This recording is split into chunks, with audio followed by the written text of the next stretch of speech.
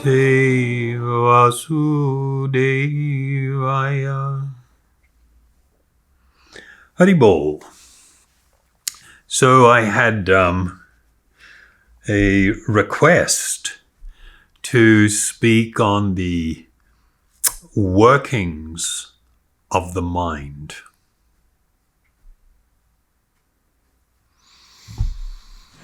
You know, the current worldview of the mind is fundamentally that it is a function of the brain. You know, your brain is doing what it's doing, and the function of that brain, or one of the functions, is the mind.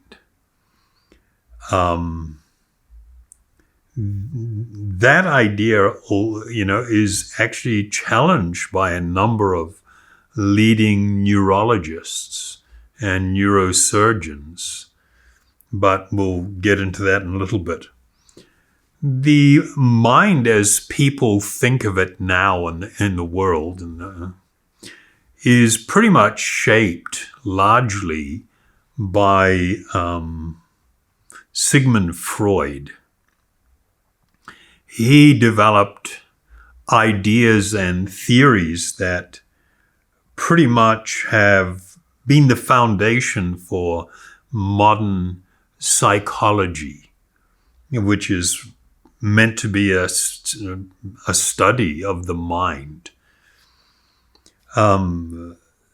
Interesting thing about Freud, though, was a lot of his ideas haven't really been directly and openly challenged. Within psychology, they have. But, I mean, some of the views that he held today would have got him cancelled like big time. People would have been tearing down his statues if they really think about or listen to and contemplate on some of the ideas that he promoted. You know, that there were all kinds of animal instincts residing within the psyche of people that can easily bubble up to the forefront and cause chaos in society. And so they needed to be repressed. That was one idea that he had.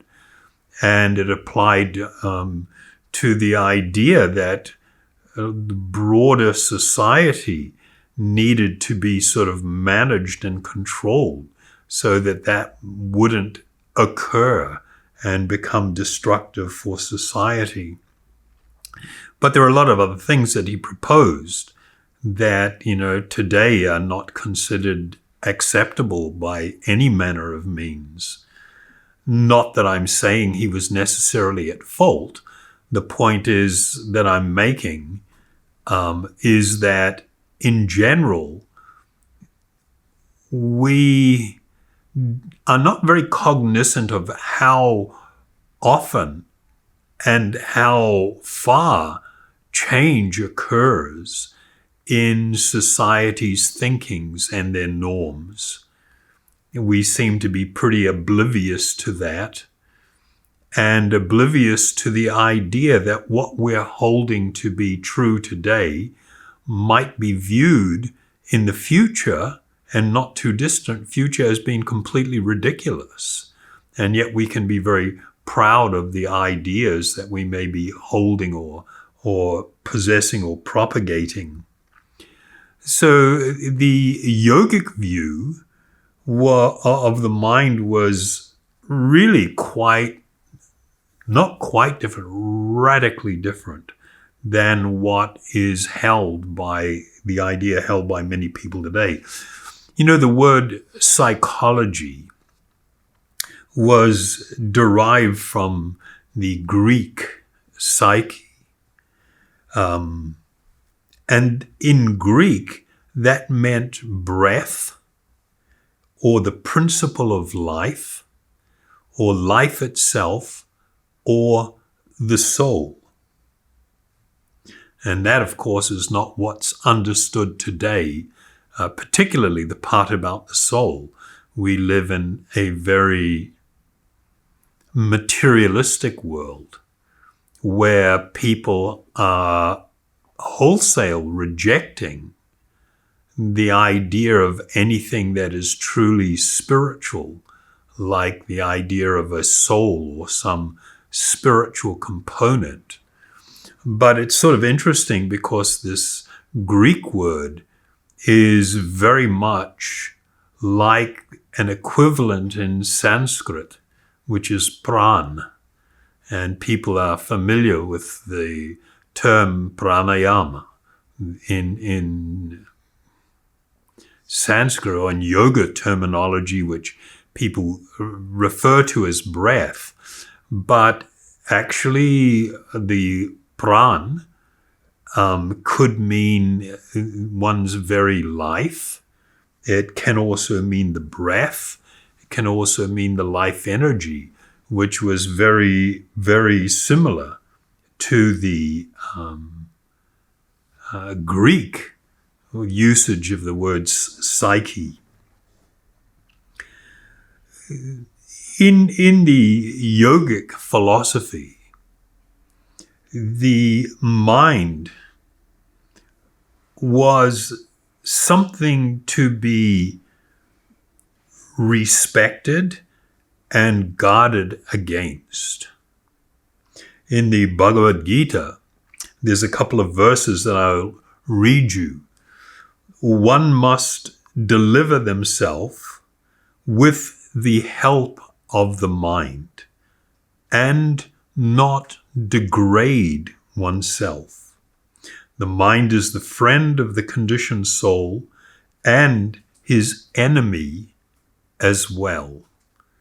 I mean, this is like, whoa, this is a shocking concept that your own mind can be one's enemy. And the following verse is, for one who has conquered the mind is the best of friends. But for one who has failed to do so, his mind will remain the greatest enemy. So there are other references to the unbridled mind being the greatest enemy of the actual person. That's a pretty radical idea. And of course, it involves or deals with a couple of different things. The conventional idea is that we see in the world today is what I often refer to as a two-dimensional paradigm. There is the idea that you have a body, and that includes the brain as part of the gross body, and then you have a mind, and that's the whole picture. And so we often see that attempts to address psychological issues deals with just trying to get the brain to function properly and the mind to function properly. And it, of course, involves an array of tools, including chemical substances, because there is this idea that a mind that is not functioning well is due to a brain that is not functioning well, and a chemical imbalance and things. And while there is some truth to that, that is not, from the yogic perspective, the real and full picture. There is a deep appreciation of how the mind can affect one physiologically, and vice versa. One's physiology can also affect one's psychology. The paradigm that the yoga system works off is more of what I refer to as a three-dimensional paradigm. It's the idea that, yes, you have a gross physical body, there is a subtle body that in Sanskrit was referred to as the linga sarira, and it's comprised primarily of the mind. But there is a third consideration, and that third consideration is that there is an eternal spiritual being that is residing within the body and utilizing the body and the mind. And that's a really important idea if people want to address a lot of their struggles in life and issues and what are referred to as mental health issues. And we'll sort of like unpack that a little bit as we go on. So, and I'll just make mention of this. The reason that understanding is really, really important is because it actually empowers a person to more effectively take charge of their life and direct it, so that we feel less like a helpless victim led around by our mind, and feel like we actually have a capacity that we need to really consider and develop, where we can begin to direct the mind and the content of the mind, and that this should become something that over time not only becomes very natural, but spontaneous, and leads to much more brilliant outcomes in life. And this is really the foundation of the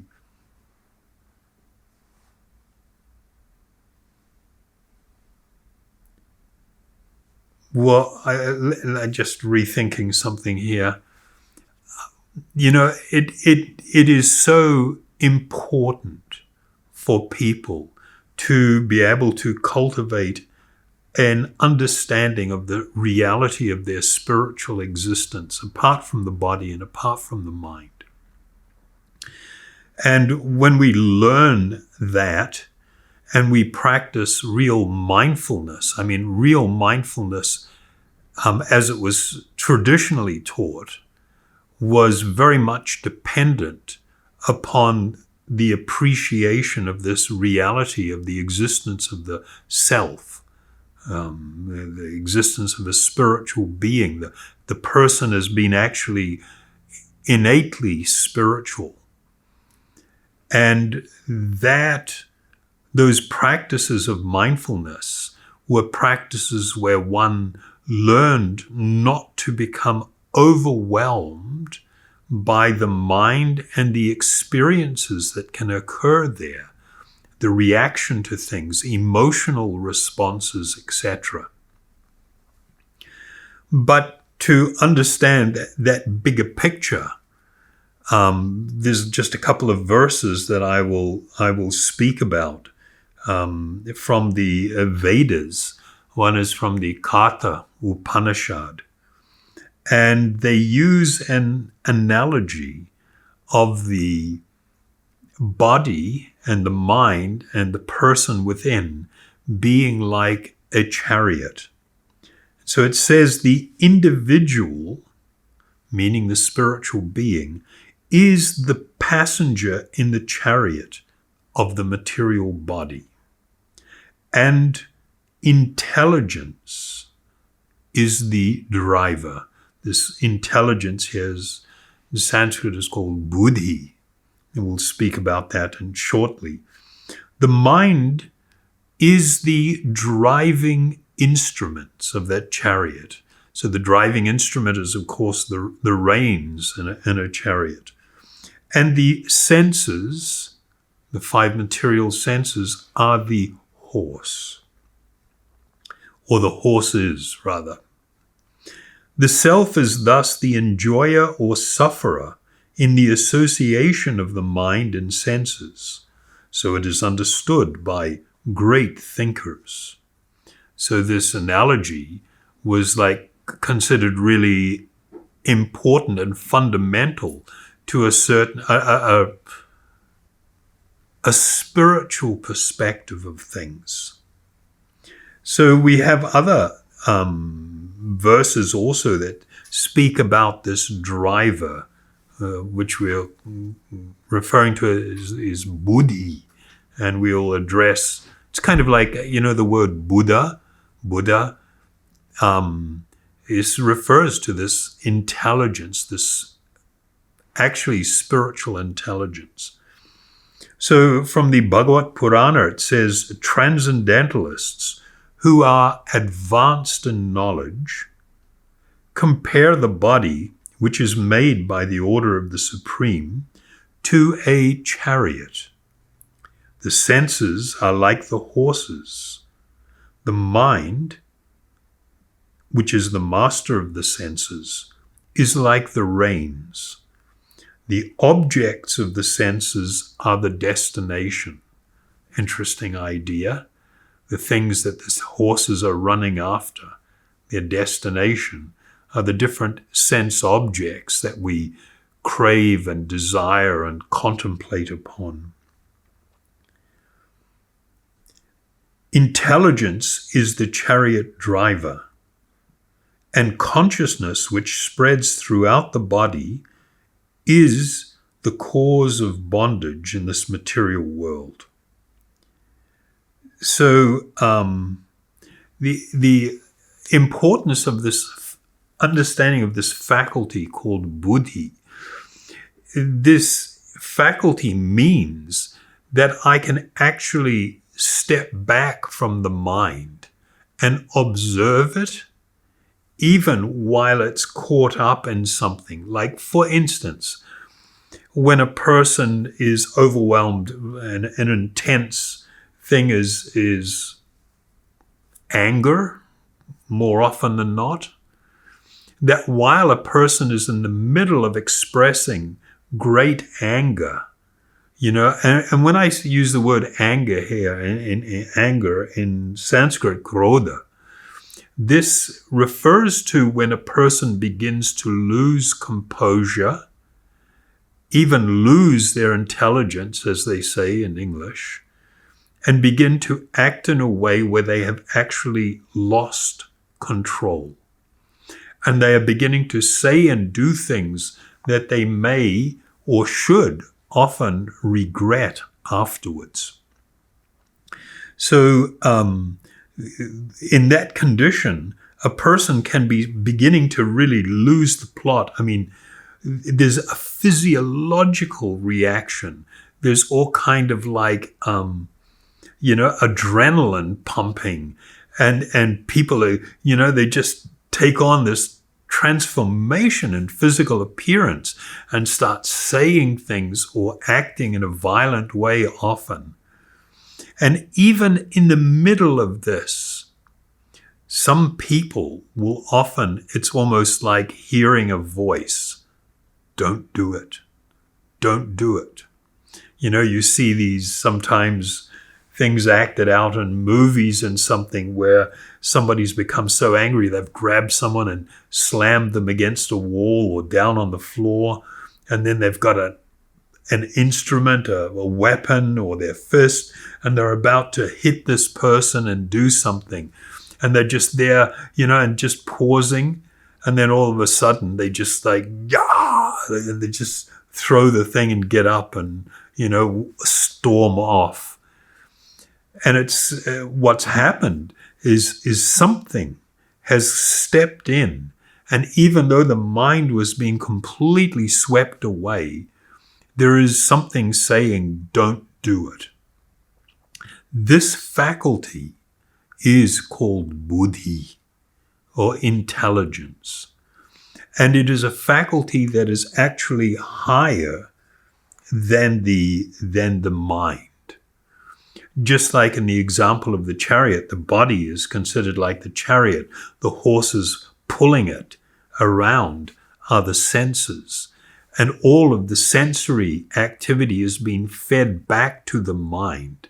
And the mind is often directing the senses to contemplate or indulge in different kinds of things.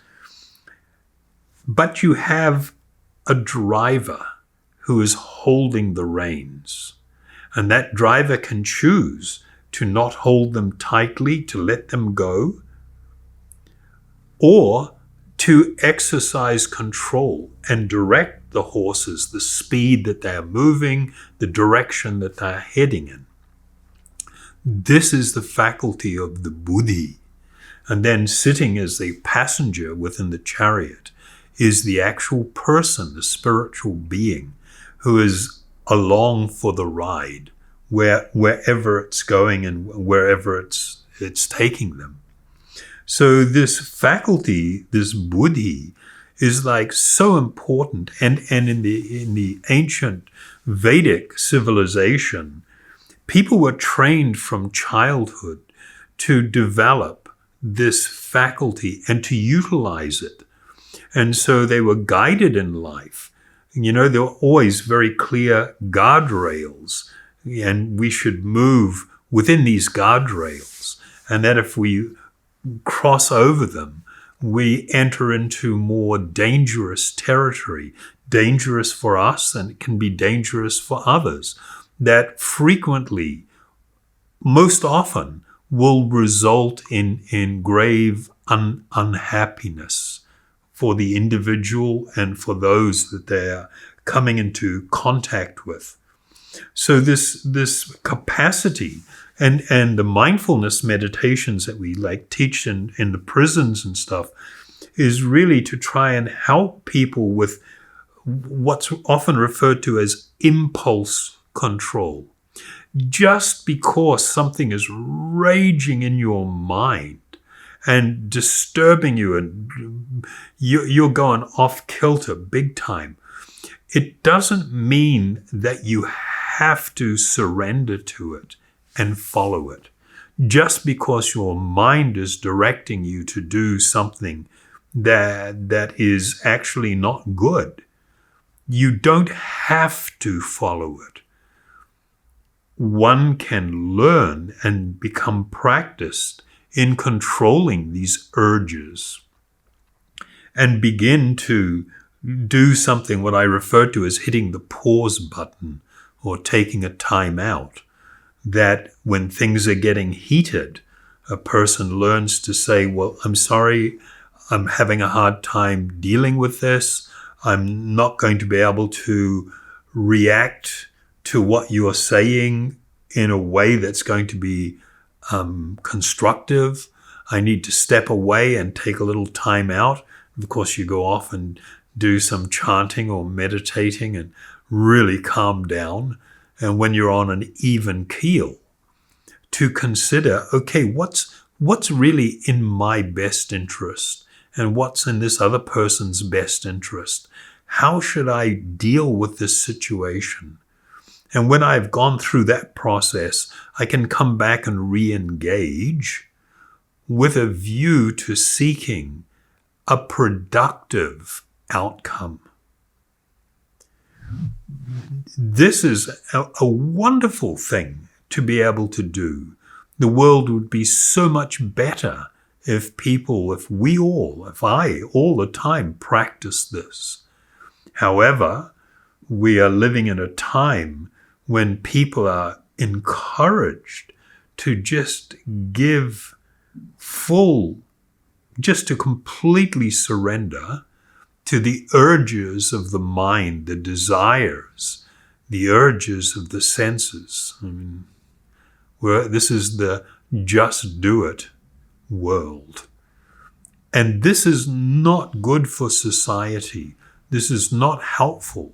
And we're seeing one of the major contributors, I feel, to the mental health crisis that the world is facing is people not learning how to exercise control of the mind and of the senses, when to engage, when to bring it under control, when to step back. The earlier verse we read, that the mind can be one's greatest friend, but the uncontrolled mind or unbridled mind is one's greatest enemy. And that's just like a mind-blowing idea, that my own mind could be my greatest enemy. Of course, it's very obvious in people that are perceived to have severe mental health issues, where they become so disconnected from the world that they act in the most unfortunate ways. Where people also, another thing is when people become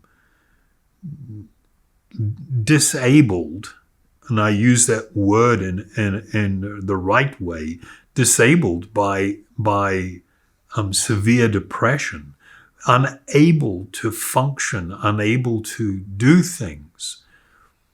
When a person is suffering from a severe mental illness, these are all examples of people being absolutely victimized by the mind. If we were our mind, then there'd be nothing wrong with people surrendering to and following their mind, even when it's doing weird stuff, because that's who you are. But the reality is that's not who you are. And that's why we feel there are things that are not normal, they're abnormal. They're not to be embraced. They need to be dealt with and fixed. So the reality is that there is so much unhappiness in this world that comes from an uncontrolled mind.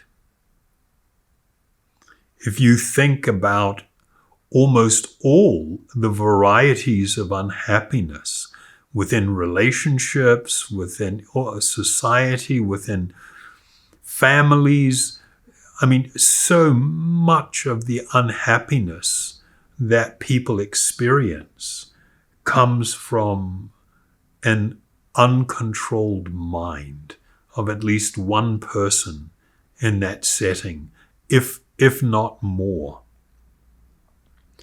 And, people are just increasingly victimized by their minds.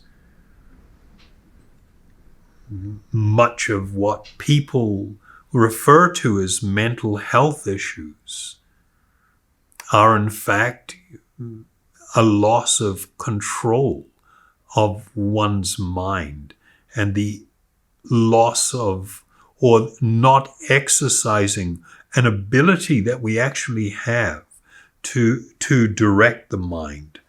So, this whole thing with impulse control in all of its forms and all of the things associated. I could sit here and rattle off a myriad of social and personal issues that arise from a lack of, or they don't actually arise from a lack of impulse control.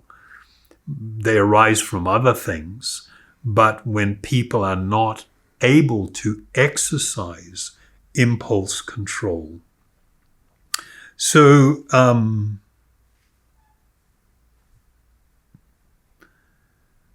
the cultivation of spiritual awareness, of spiritual understanding, is actually so important, and it leads to what I refer to as becoming spiritually empowered. You are a spiritual being. And when you are empowered to take the reins. I mean, they've got that saying. It's an English saying. To take the reins means that you're taking control of a carriage or a horse, by seizing the reins and using them to control the horses. And this is the same as the Vedic understanding that if you don't recognize your own spiritual existence, if you think the mind is you, then you will have these ideas that, it's all hopeless, it's useless, I'm damaged, there's so many things wrong with me. No, the spiritual teaching of the Vedas is no, you are perfect. You have become controlled by the mind, victimized by the mind and the things that it's going through, and you need to learn how to take the reins. There is a much deeper perspective that I'll just touch on, not wanting to get too deep here, in relation to the understanding of the mind from the yogic perspective. And I'm going to read a couple of verses here from the Yoga Sutra of Patanjali. And it says in the fourth pada, or the fourth chapter, in the 19th shloka or verse, the mind is not self-illuminating, being itself an object of perception. So what they're referring to here, in the Sanskrit terminology, it means that which is knowable. So they make a distinction between the knower of things and that which can be known, or that which is knowable. So you can observe your mind, you can look at the way it's functioning. Even when it's on a rage, you can step back from it and observe what's going on, which clearly indicates that you are not the mind. If you were not the mind, you couldn't do that.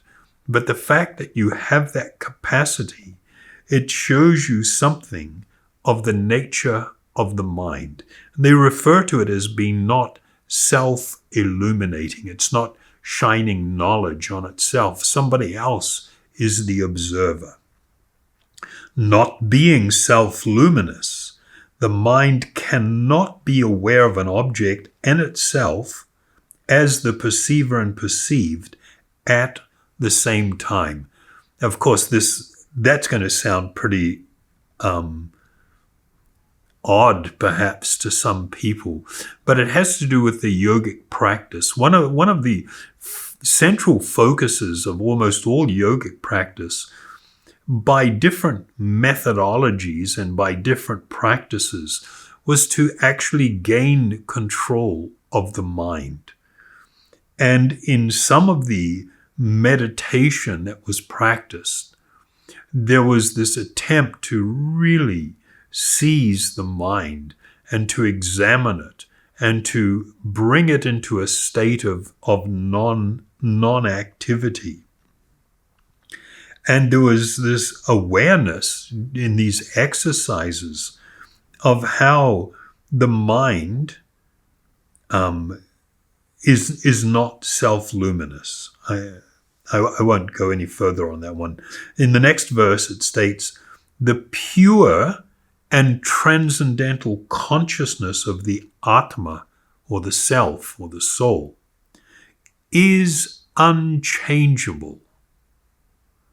The consciousness is unchangeable. When the mind receives a reflection of that consciousness, it is able to perceive and appears like the seer. So that's a really extraordinary idea to contemplate upon. that the mind, it's just like, let's look at the body for a moment.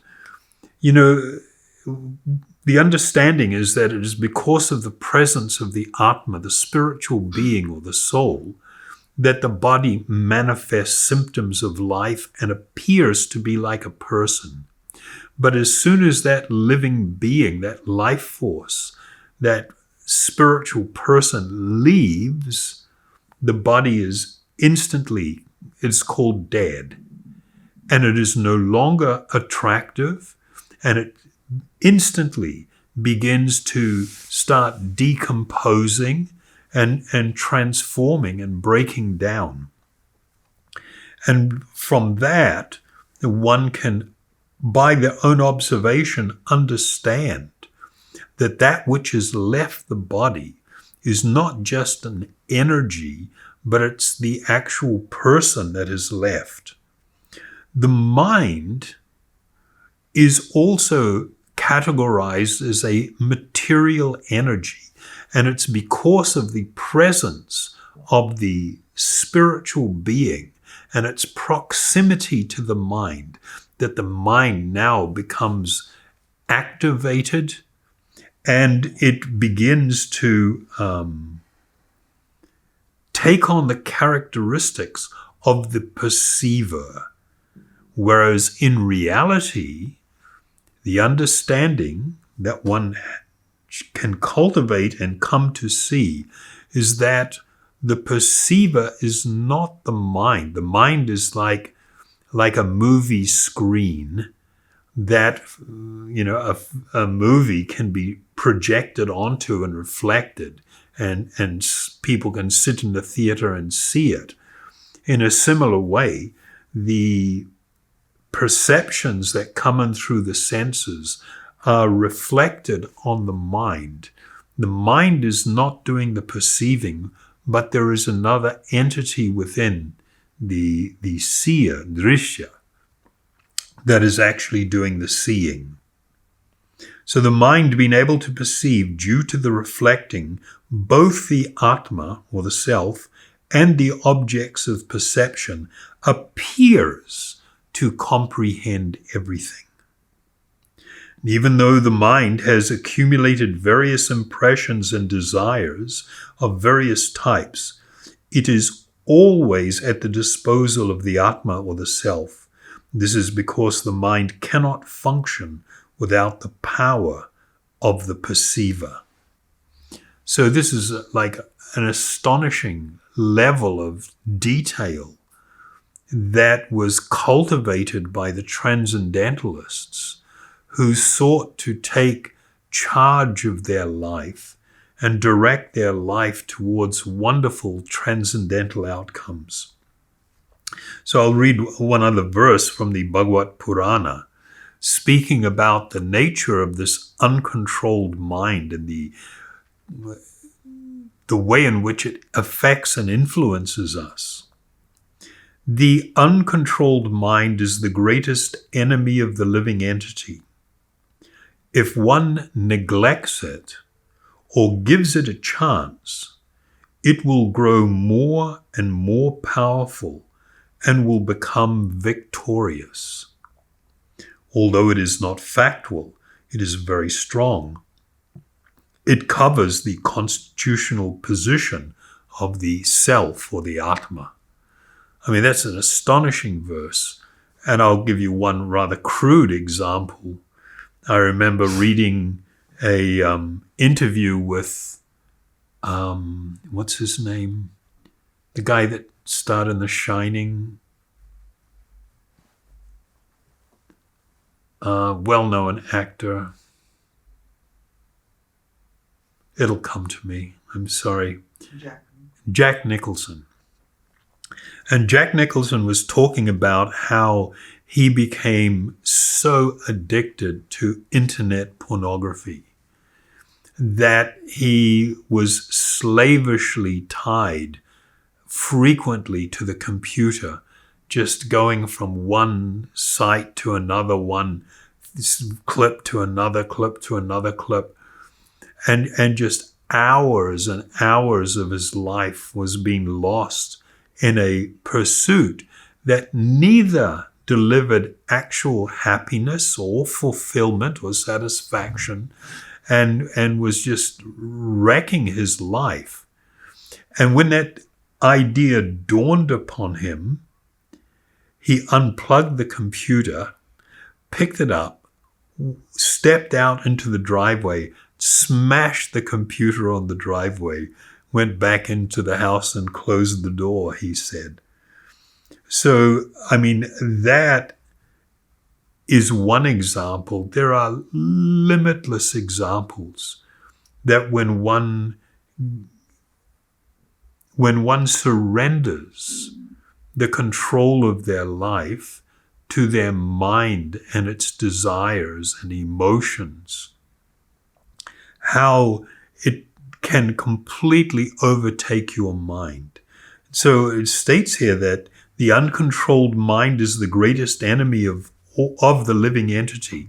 If one neglects it or gives it a chance, it will grow more and more powerful and become victorious. Although it is not factual, and I'll speak to that in a second, it is very strong and it covers the constitutional position of the self or the Atma. So when it says it's not factual here, it means it is not eternal, nor is it actually a person. The living being is the one that sequests the power over to the mind. So just in closing out, when Krishna spoke about this to Arjuna in the Bhagavad Gita, about the need to exercise control of the mind, Arjuna's response was that the mind is restless, turbulent, obstinate, and very strong, O Krishna, and to subdue it, I think, is more difficult than controlling the wind. That's a pretty amazing observation. Lord Sri Krishna's response was, O mighty-armed son of Kunti, it is undoubtedly very difficult to curb the restless mind, but it is possible by suitable practice and by detachment. For one whose mind is unbridled, self-realization is difficult work, but he whose mind is controlled and who strives by appropriate means is assured of success. That is my opinion. And so you will see in all of the yoga processes, by different methods and different types of activities, there is the attempt to bring your life into more focus and control. And that means learning to have more control of your mind and not to be victimized by it. And one of the greatest ways that this becomes possible is through this process of hearing and chanting these transcendental sounds, these mantras that we use. Mantra is made of two parts. Mana, meaning the mind, and tra means, actually it means to liberate one. So to become liberated from the control of the mind. So what I'd like to invite you to do is to engage in this process so that this is the means by which your life can be changed. And it's like so important to build a personal practice so that one can increasingly become transformed, purified, and feel so much more in control of your life, to become so much more happier and to more peaceful, and to have a greater and more positive influence on those around you. So I will sing the mantra Gopala Govinda Rama Madana Mohana, and maybe go into the Mahamantra also.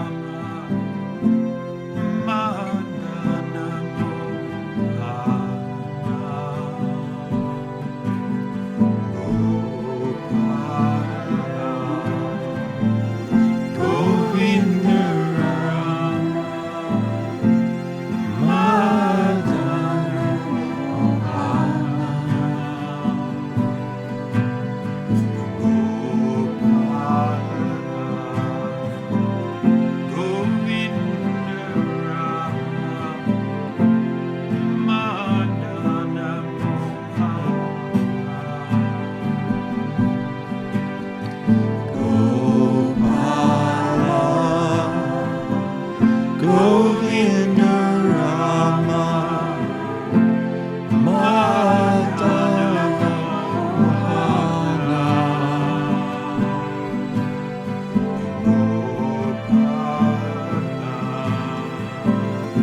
Govinda Rama Madhava Mohana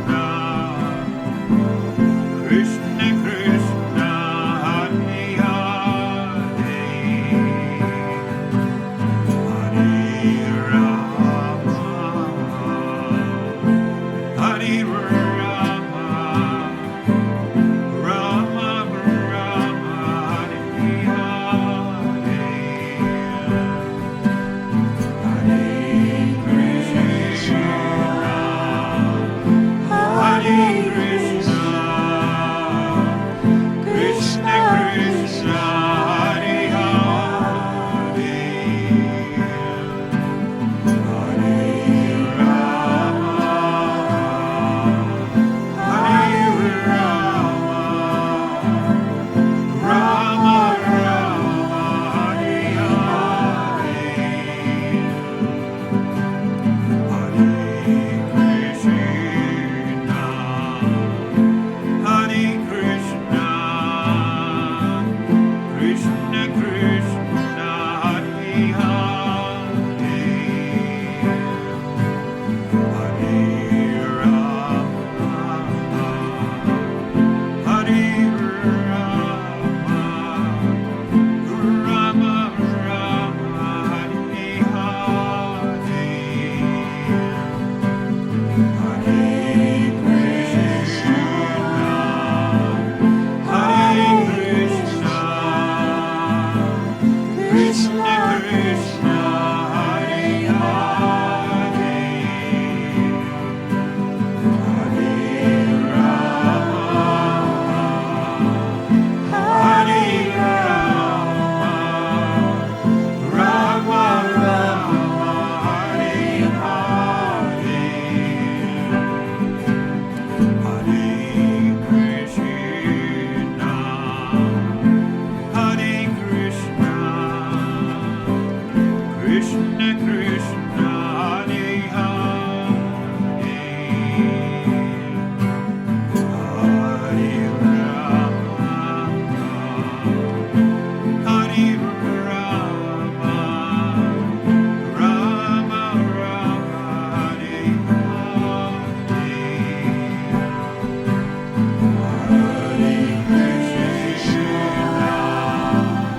Hare Krishna, Krishna Krishna, Hare Hare, Hare Rama,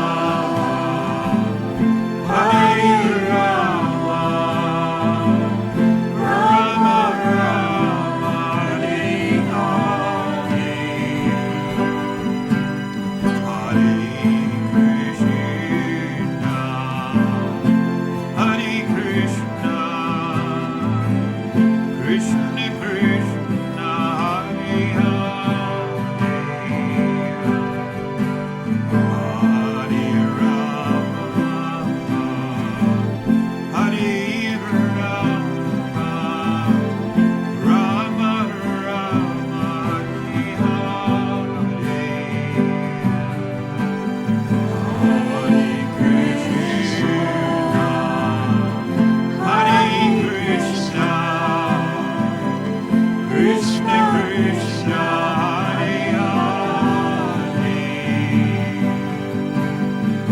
Hare Rama, Hare Rama, Rama Rama, Hare Hare, Hare Krishna, Hare Krishna, Krishna Krishna, Hare Hare, Hare Rama, Hare Rama, Rama Rama, Hare Hare, Hare Krishna, Hare Krishna, Krishna Krishna, Hare Hare, Hare Rama, Hare Rama, Rama Rama, Hare Hare, Hare Krishna, Hare Krishna, Krishna Krishna, Hare Hare, Hare Rama, Hare Rama, Rama Rama,